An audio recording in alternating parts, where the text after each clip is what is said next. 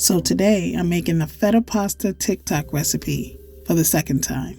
I'm using 2 blocks of feta cheese, 2 containers of grape tomatoes, whole cloves of garlic, olive oil, garlic powder, and Italian seasoning. I then added some tomato bouillon and a drizzle of honey.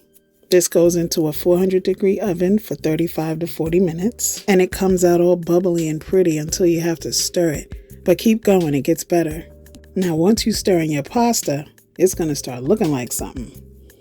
I added bigger pieces of basil this time, and then I just stirred it in the pasta. Once it was mixed, I added some grated Parmesan cheese on top, and look at that. I told you it would come together. Let's plate it up. Now, even though this is a popular recipe from the internet, you can add ingredients and make it the way you like it. That's what cooking is all about, experimenting. May we all eat in peace.